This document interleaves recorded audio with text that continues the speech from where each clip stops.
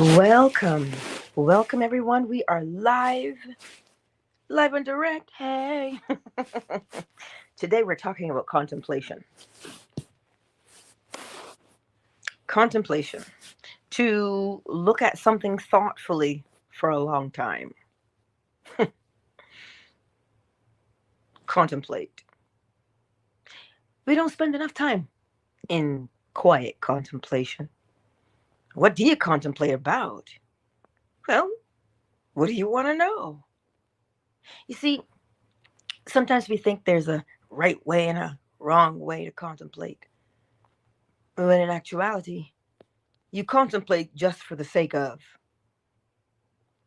Just contemplate. How? Why?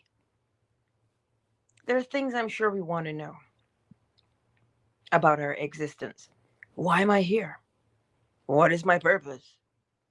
You see, quiet contemplation, you just sit there and you breathe. That's all. Honest. Just sit there and breathe. And you ask, wait, I know I'm here, but why?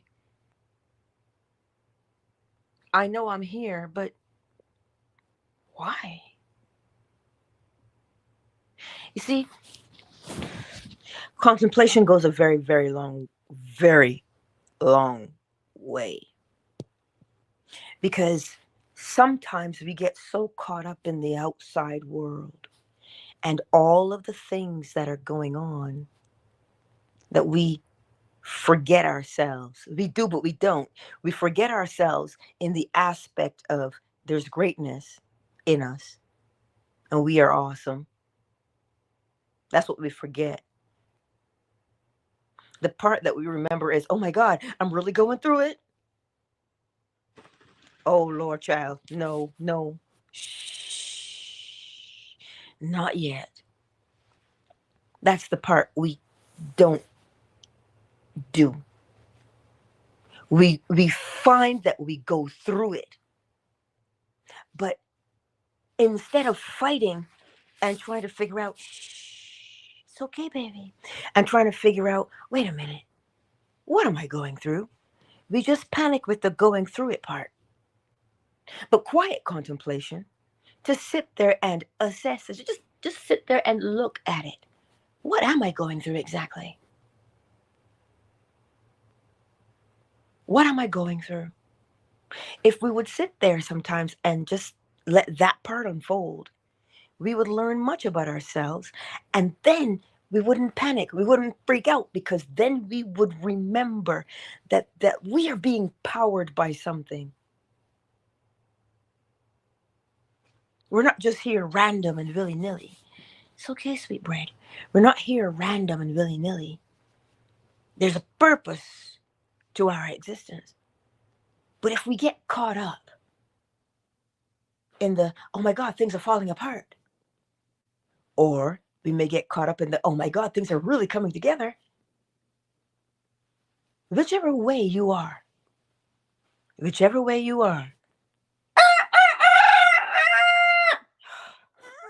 sorry, whichever way you are facing, take the time in quiet contemplation.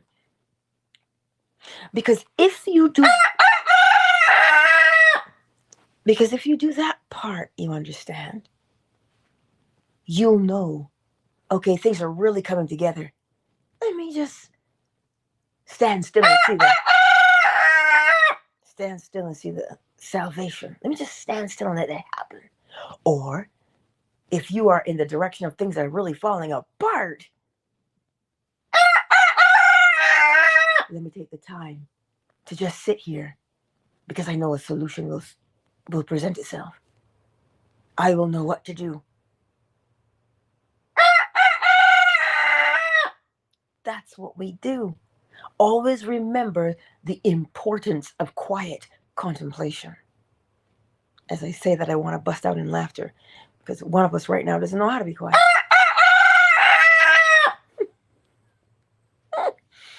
Right? But quiet contemplation is your friend. Quiet contemplation is the light in any dark place.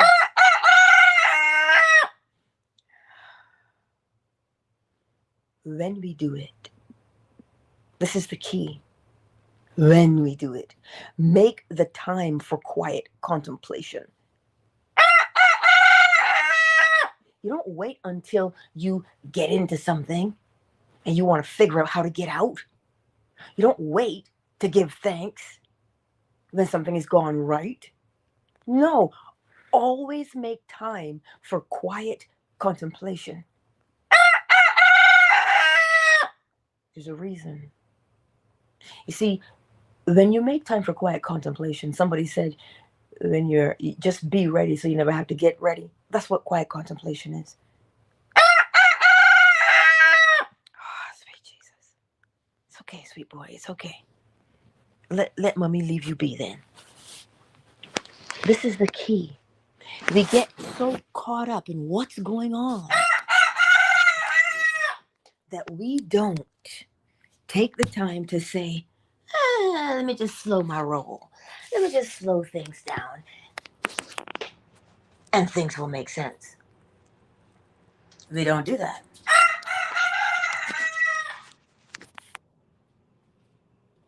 We don't do it that way.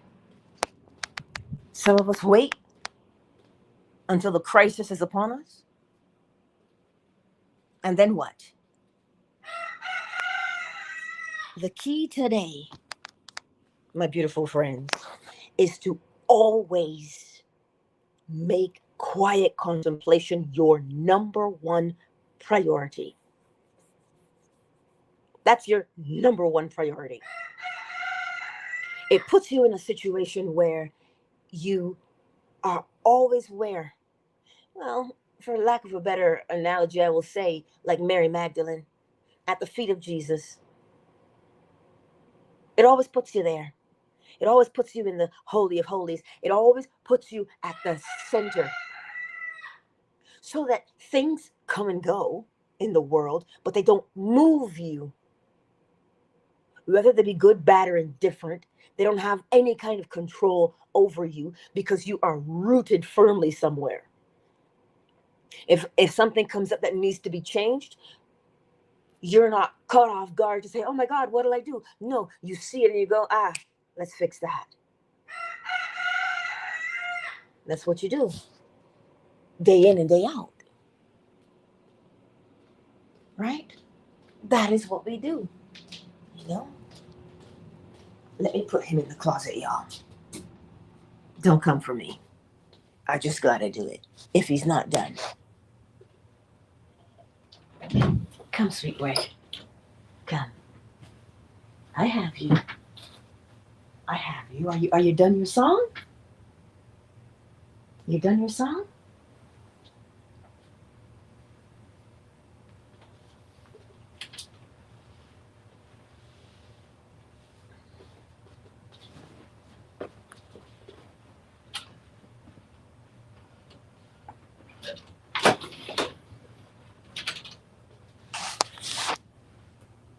Thank you for your patience.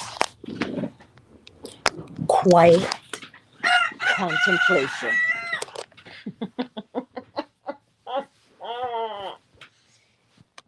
It is helpful in the aspect of changing your life. I can't stress it to you enough until you do it. You think it's something so hard to do? No. You can have quiet contemplation as you paint, as you bake, as you walk, as you sit still. Which way is best for you? You see, that's the nuanced part. How do you quietly contemplate? Because you have your own personality. What works for me may not work for you, meaning I can sit here and I can be still. But what if you fidget a lot? Well, you could practice stillness, or you can do something you enjoy. You can walk, but the point has to be the quiet contemplation. And what are you contemplating upon? Your very existence, the beauty of your existence. Because if you look around the world as we go through it right now, we'll notice sometimes there might not be a lot to celebrate from the way man would think of things. But if we practice quiet contemplation, we would see the beauty that there is. And we would contemplate that. We'd think about it for a long time. That is the definition of contemplate. We would think about it.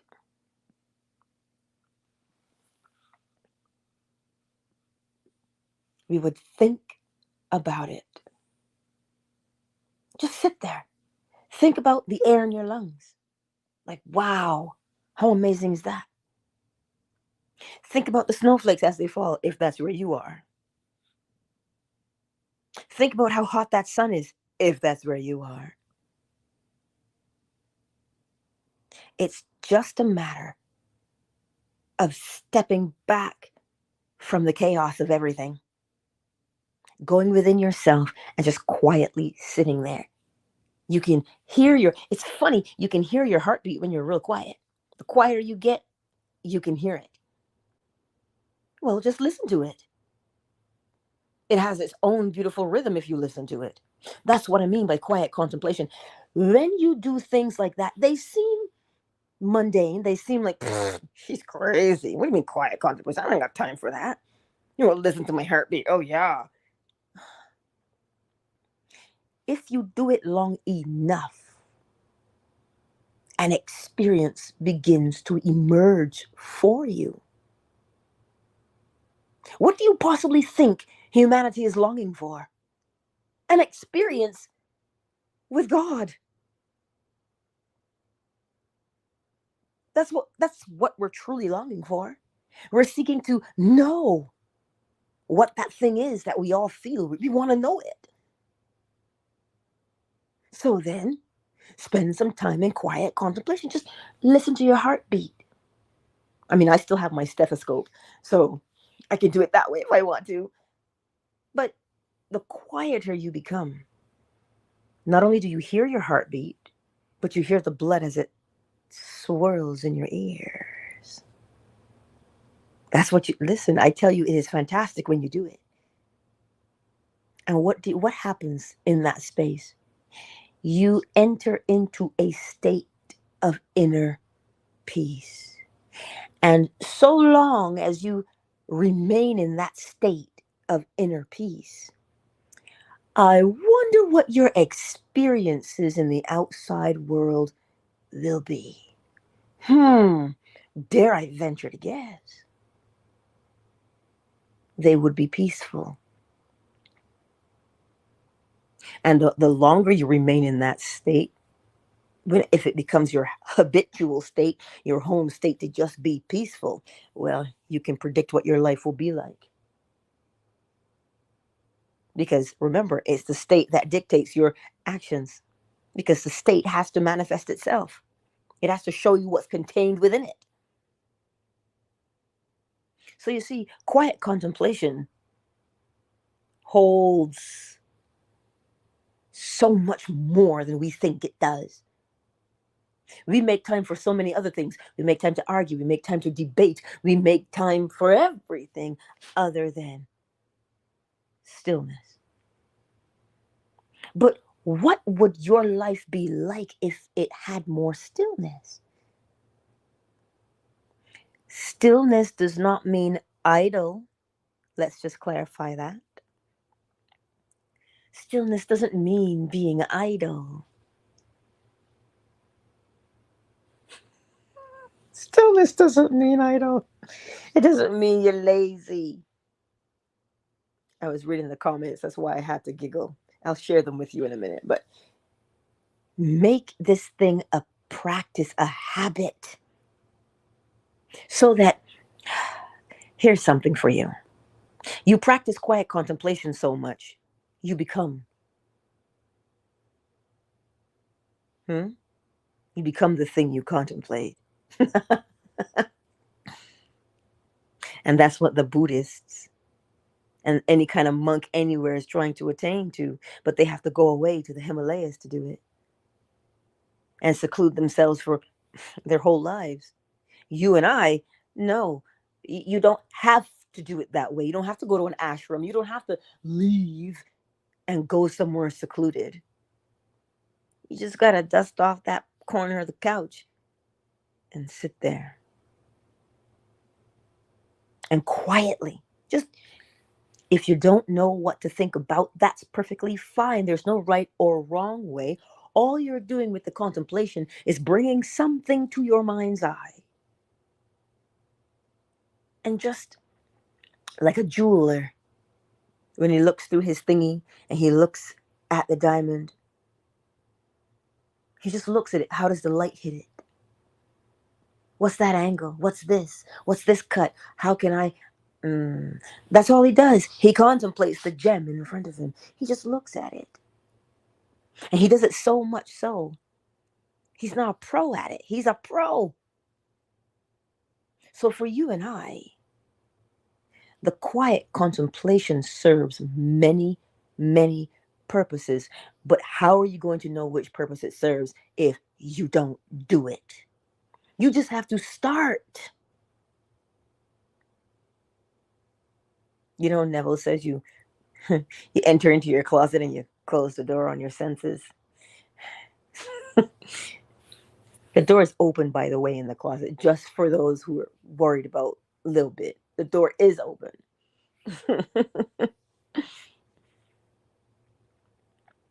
But that's what you do. Enter into that quiet place. That's the most important thing. Why? Because then you get to see and know yourself. And you get to see and know yourself without judgment. I keep telling you, when you go into a state of peacefulness like that, because we want to see the evidence, right? We're evidence-based people. Blood pressure will lower itself. It's not a miracle that it lowers itself.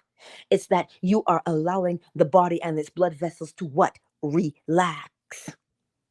You're not so uptight. You're not anxious. So the body has to respond and show you what you're doing. Perhaps those headaches that you suffered with for a long time, those tension headaches, will go away. Why? Because you sit and you contemplate the silence. Your body actually just sits there and it relaxes. Some people have to, puff, puff, pass to get into that forced state of relaxation. But what if you practiced quiet contemplation? You can achieve the same thing.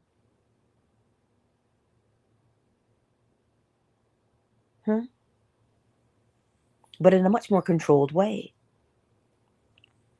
You don't have to have a substance, honestly. You don't have to. Your desire to want to be in your own presence opens you up. It opens the door for you to learn much, to experience much. That's why I'm laying it on you this morning.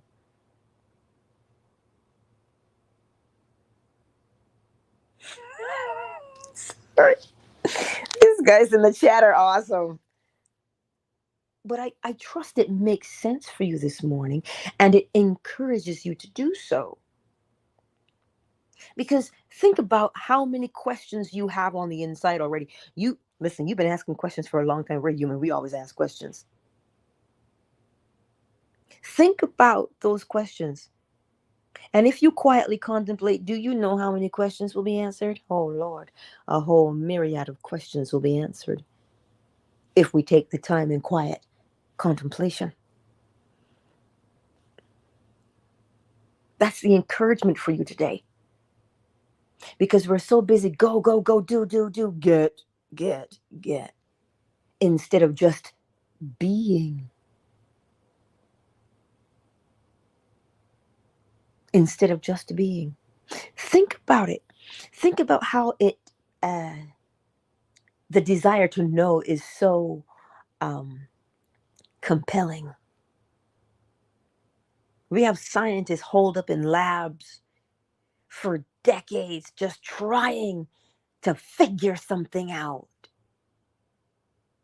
Then a moment of quiet contemplation would go a long way, and they'd sort it out. It would reveal itself. That's what I'm trying to tell you. Quiet contemplation does much for us.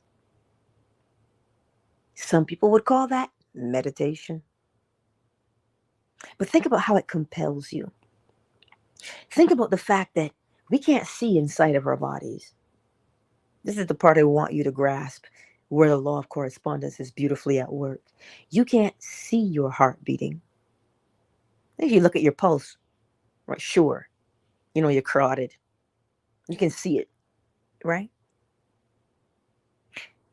But you're aware your heart is beating right now because you're here with me. But you can't feel it. But you know that it is. You can't see the air you inhale or exhale unless it's a -40 weather and you blow it out. Yet you know it is there. The compulsion is this. How does it do that? What's making it do that? The eagerness to know, oh, wait a minute. So if I go jogging, my heart rate will increase. Yeah. And I'll be able to feel it because I'll pant and I'll have to, catch my breath. And I'll feel my heartbeat then.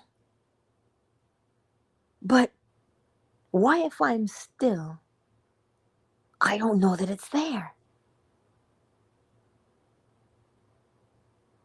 As within, so without. There's life within you. So your outer experience must mirror the life.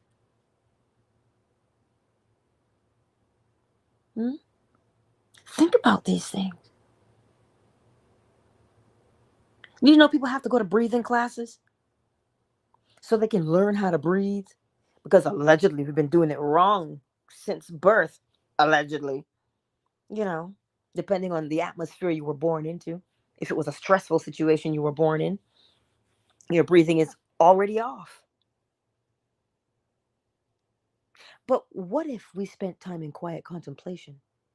Do you know that would correct itself?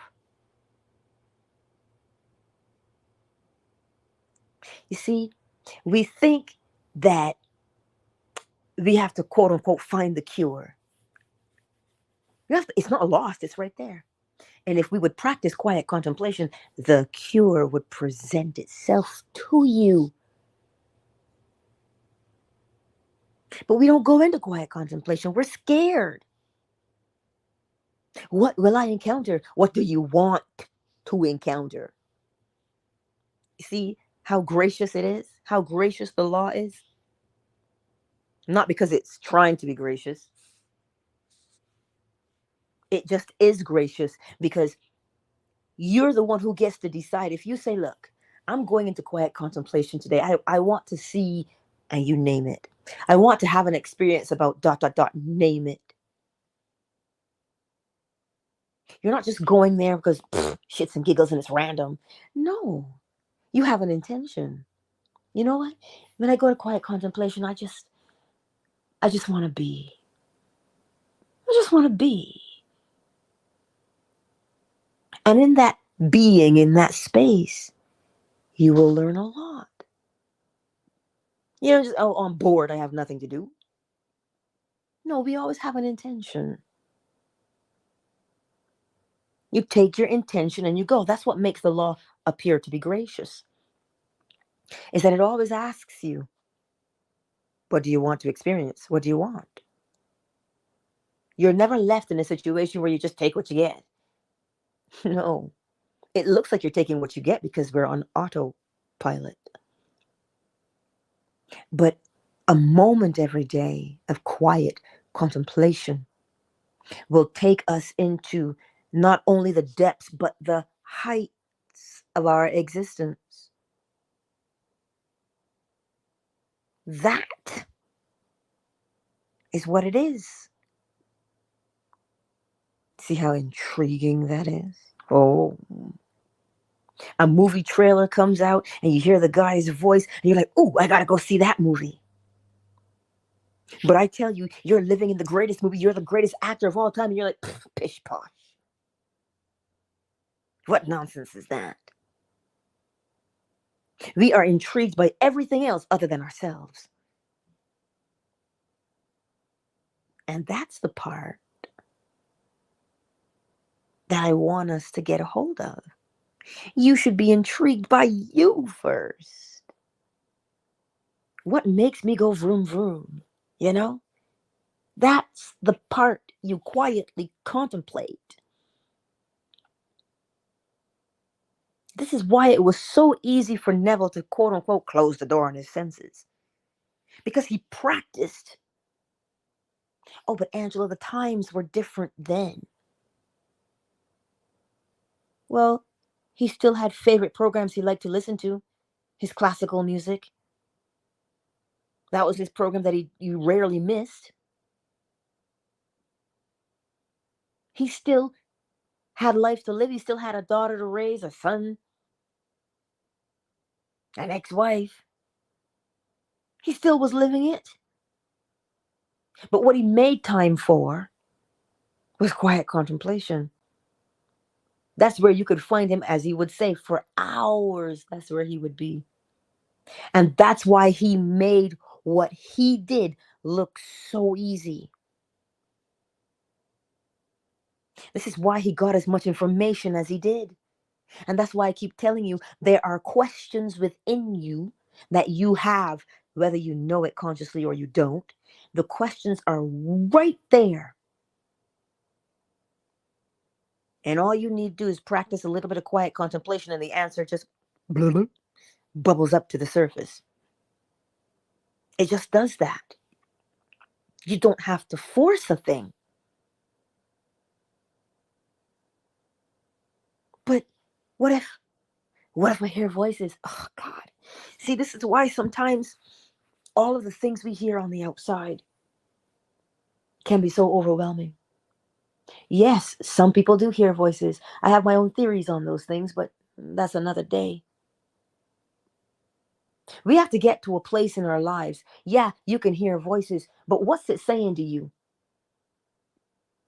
You don't just go and do it because it says, like Homer Simpson, the cookie told me to. You don't do that. You question it. The same way you're questioning me right now with, is she for real? What you mean quiet contemplation? It's crazy talk. Same way you can question me. Oh, what do you mean? I got to live in a state of the wish fulfilled and my life will change. Oh, please. If it was that easy, everybody would be doing it. You see how we question?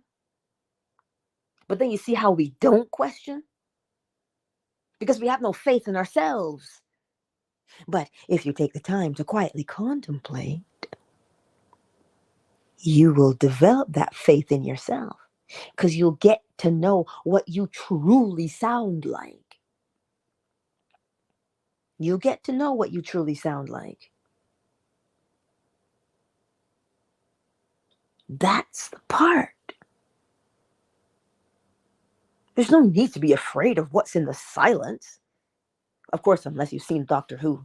And, the silence might not be so good. But that's another day. I digress. That inner stillness, if you've lived through any kind of a hurricane, listen, we grew up in Hurricane Central.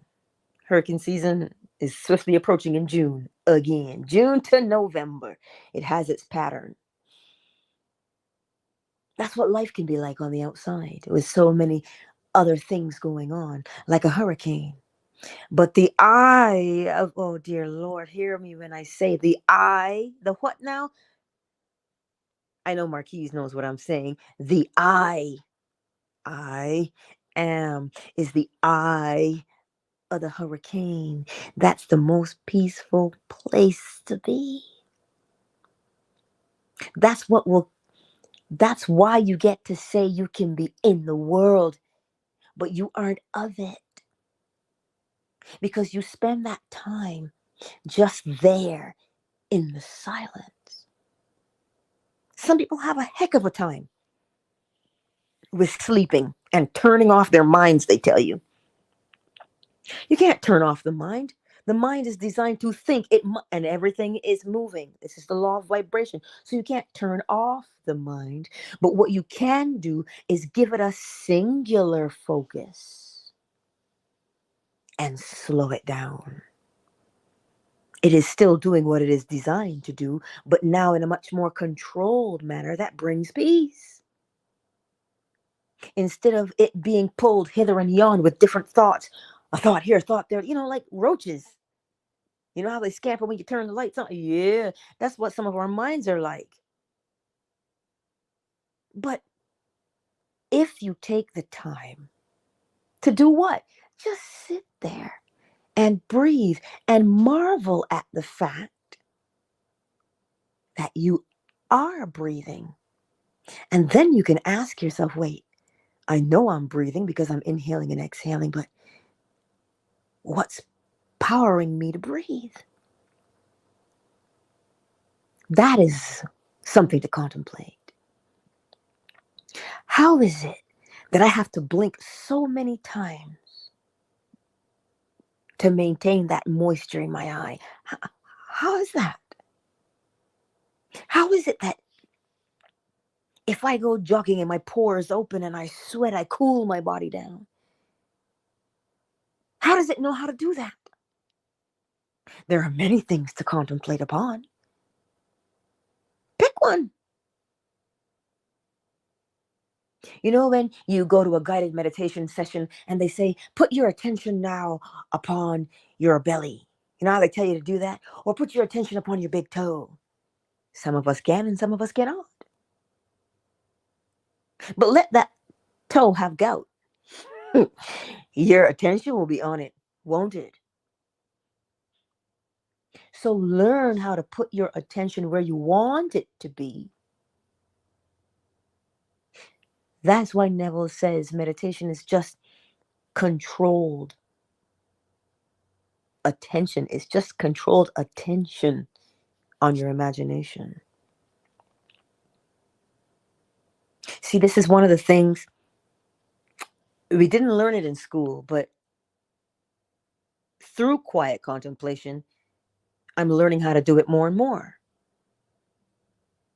Right? Then you insert that acupuncture needle into an acupuncture point on a particular meridian. You will feel something underneath the needle, not just their skin, but you'll feel something there that you just know what you feel. You're like, oh wait, whoa, and you feel it. No, it doesn't hurt. And you feel that thing underneath the needle. Duh, chi. That's what you feel. Duh, chi. Their essence, you feel it under the needle. But what if they were afraid of needles and you couldn't needle them?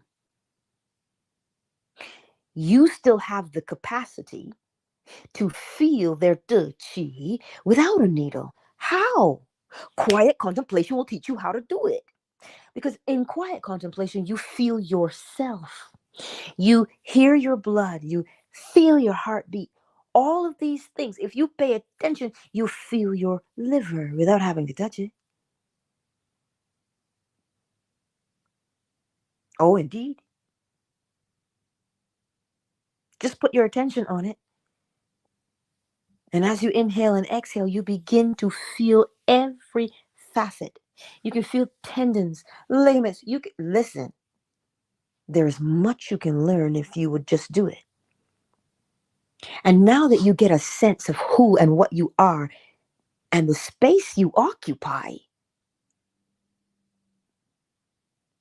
as in Qigong, you'll be able to gather it. Oh, because you'll be able to feel it.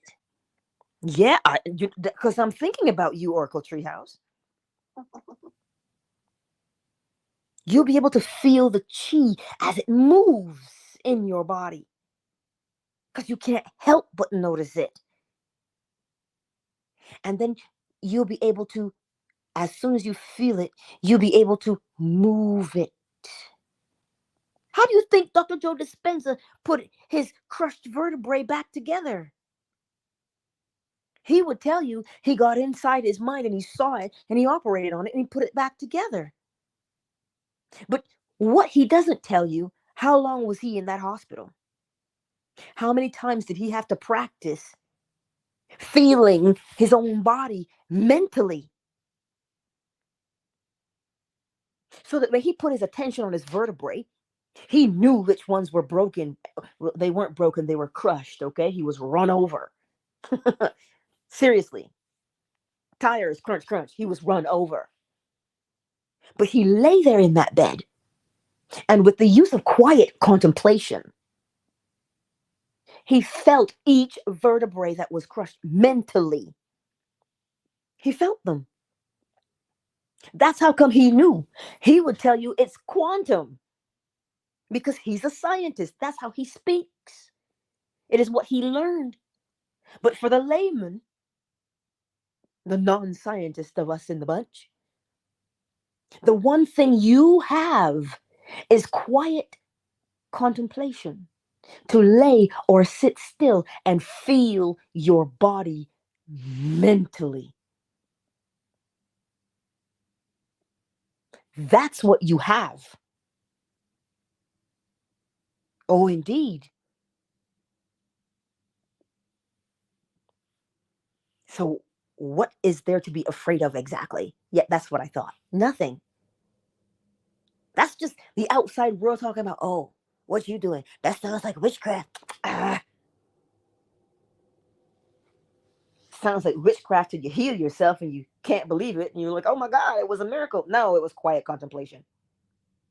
A miracle would entail that something random happened.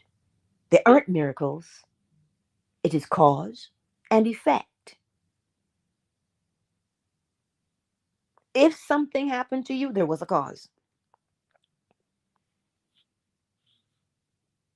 Oh, are you intrigued now to practice quiet contemplation? Hmm? Do you know what it is to speak to a part of your body? Well, you have to know that it's there first. You have to feel it.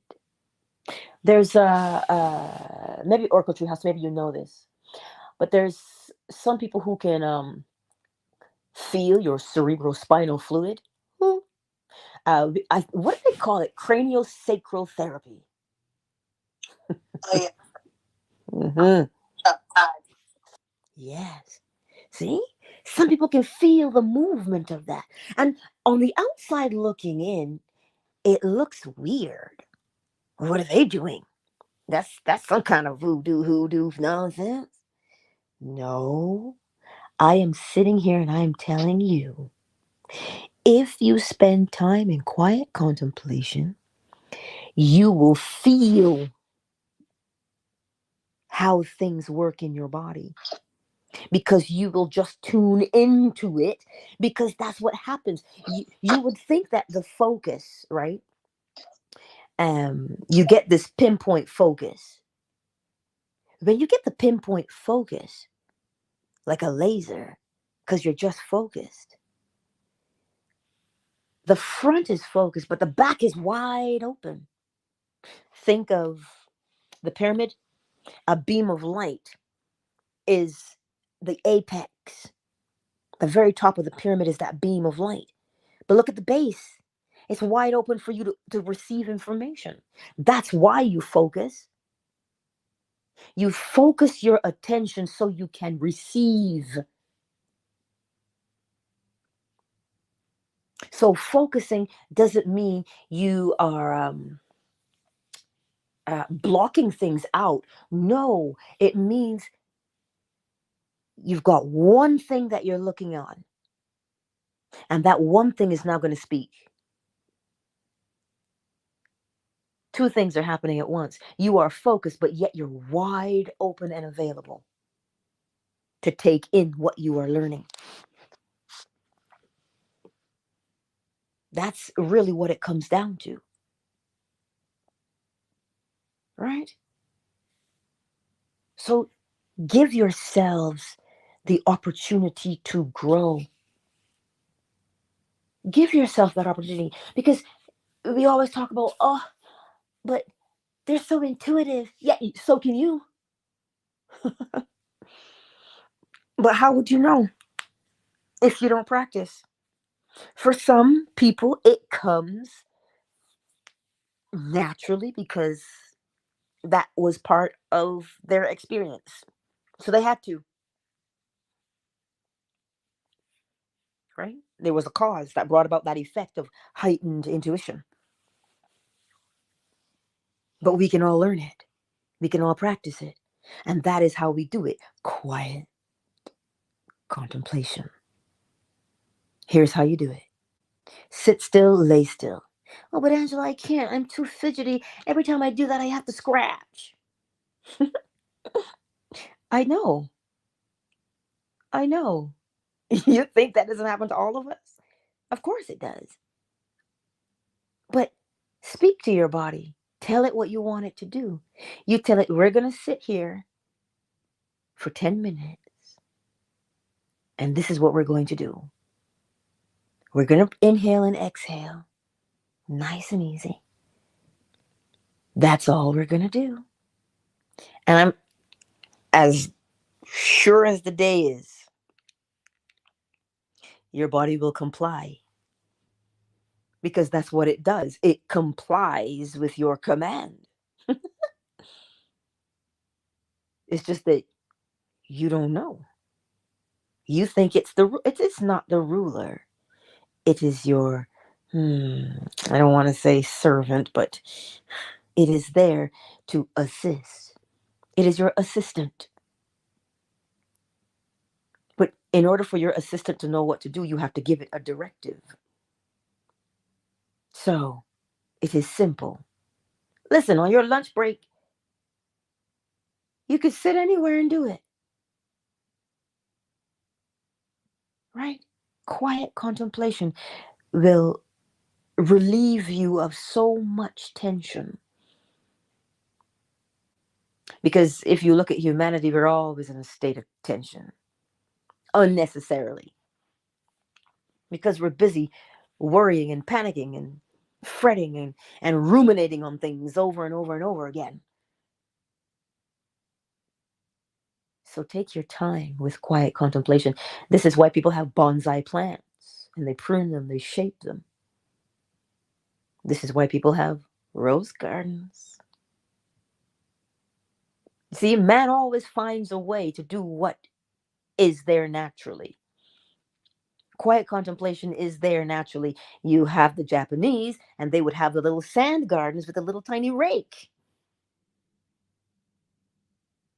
Always from the outside, we seek to quiet ourselves, when in actuality, it's okay that you do it.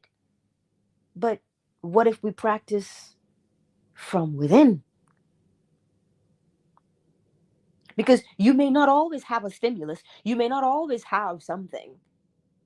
You may not always have a phone that you can listen to help you get into the mood. You may not have any of those tools.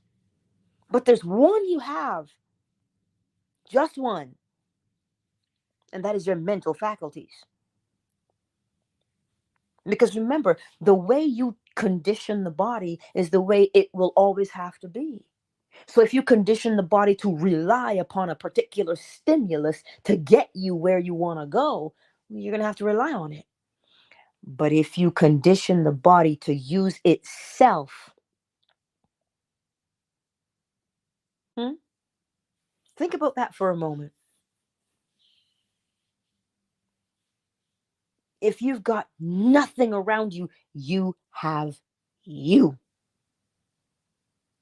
And that is why it's necessary that you learn what you feel like. Learn how things respond to you. That's what you do on a daily basis. Right? All those things will rise to the surface if we just practice quiet contemplation. Let us take a brief moment, shall we, to welcome everyone into the space. Who am I looking at? Antonio, darling, I see you. You're here, I see you. Thank you for being here, beautiful. Thank you. Antonio is on Twitter today. Who's on YouTube and Facebook? Checkmate. Hey. Yes, your body is your aid. It is your helper. It is your assistant. Well, you're in it. It is there to serve. Cyber, shea butter, sugar visions, a not. Welcome back. I've missed you. Facebook, I don't know who's here because they haven't made themselves known in the chat, but I see you.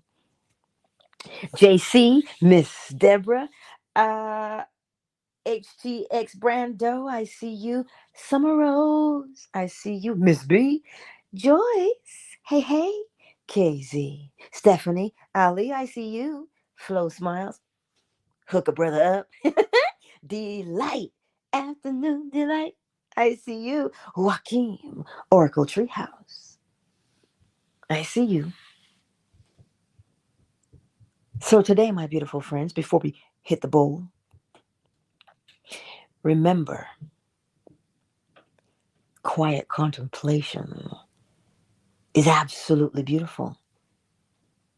You see, when I'm in here by myself and the house is so quiet, and then of course little bit decides he will crow, I listen to him and I count the space in between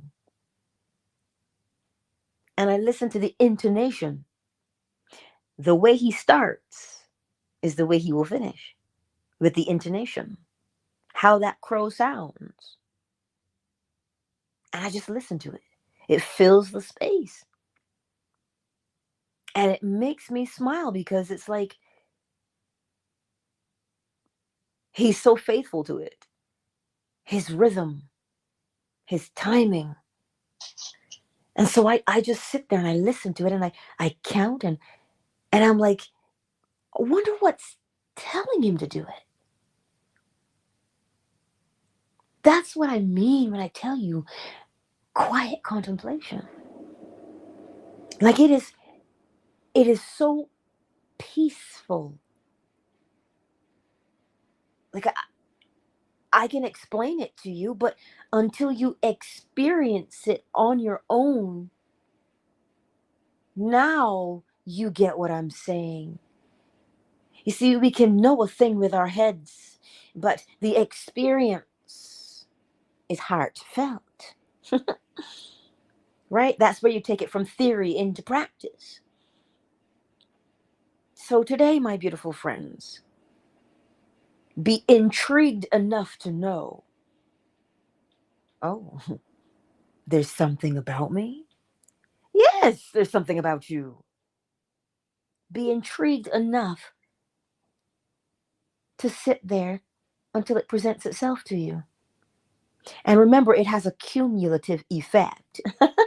You do it today, same time. You do it tomorrow, same time. Because remember, you're training your body. And the funny thing will happen just about 5 or 7 minutes before you do it, your body will say, hey, hey. And you'll know that that time is approaching. Because if you do something for a half an hour every day, the same time from 3 to 3:30, before you get to 3:30, your body will say, ah, and you will hear the timer go off. I'm telling you this is fact because you know it. And you will say, oh my God, how did I know what time it was? Because you have conditioned your body to do it. So it knows, it remembers. That is why it's a very good helper. That's why it's a very good helper. It knows what you want to do because you tell it to do it. And so when you put yourself in that position, your body says, oh, we're doing that thing right now. Yay, let's do it. And here's how long it lasts. So that's why if you want to stop doing it and your body says, but wait a minute, we've always done it. We've always done it this way. It'll prompt you again. That's why when you are making a new habit, you must persist in the new way because the old way will continually be suggested to you because that's what you've always done until the new way becomes the old. You see what I'm saying to you this morning? This is why comprehension goes a long way in your success. Anywho, let me get the bowl. Because once I take him out of the closet, he will start again. Because he was interrupted. Crowing interrupted us. So he will have to start over. That's something I've discovered by observation. If you interrupt the pattern, he'll stop. But when you put him back where he should be, he will start again. And the more you interrupt him, the more he has to start over. Well, believe me, I've observed. I learned a lot about roosters. But in learning about the rooster, you learn about yourself. So if you don't finish, the frustration sets in and you must finish. But don't take my word for it. Watch yourself and you'll see it for yourself, eh? Let's get the booyahs.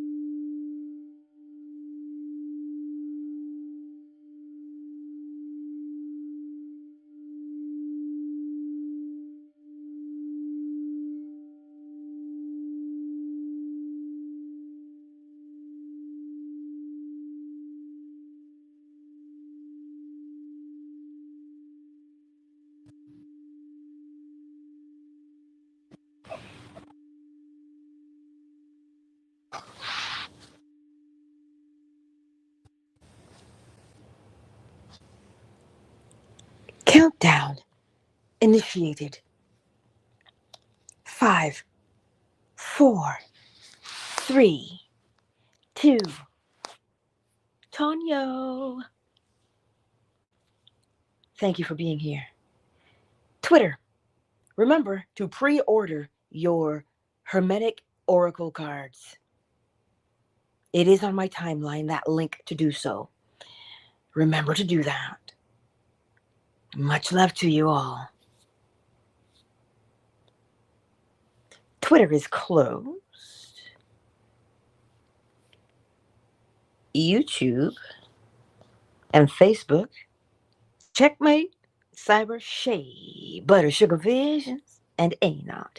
And for the others who've not made themselves known, I see you. And on Facebook. Thank you all for being here on this lovely, lovely Monday. And again, remember to pre-order your Hermetic Oracle cards today. The link is, as soon as you look at the description, it says pre-order. Just click on it. There will be a marathon. So I'll see you then. Tonight, 10:45 p.m. Eastern Standard Time. What do we have? What lecture? I don't remember. Because I can't flip over to find out. But 10:45 p.m. Eastern Standard Time, you know the lecture will be lit. So I will see you tonight, YouTube and Facebook. Much love to you all.